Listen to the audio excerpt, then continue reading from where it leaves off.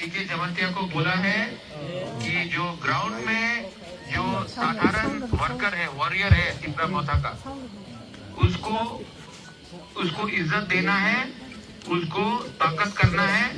और सीके जमातिया जीतेगा तो वो सिर्फ एमडीसी नहीं रहेगा।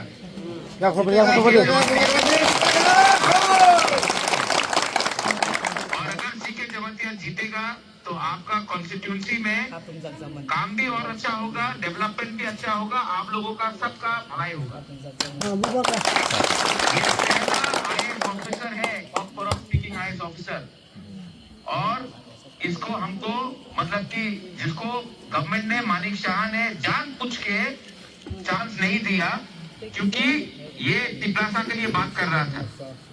इसके लिए आप सीके जमातिया को ऊपर उठाकर मानिक शाह को जवाब देना है कि तिपरासा को आप इसको नौकरी से हटा सकते हो, लेकिन वही तिपरासा अब एडीसी को चलाकर मानिक शाह को भी दिखा सकता है कि हम लोगों के पास कितना क्षमता है। सीके बाबू, Yes, आप Maharaj. आगे बढ़ो। Yeah. महारानी चलागांग दुबग्रा भी आएगा और मैं आपके लिए कैंपेन भी करूंगा और हम लोग ये इलेक्शन जीतेगा। Sabiram and all, they are also here, Maharaja. सबको संविधान, सबको मेरा तरफ से मेरा Yeah. प्यार।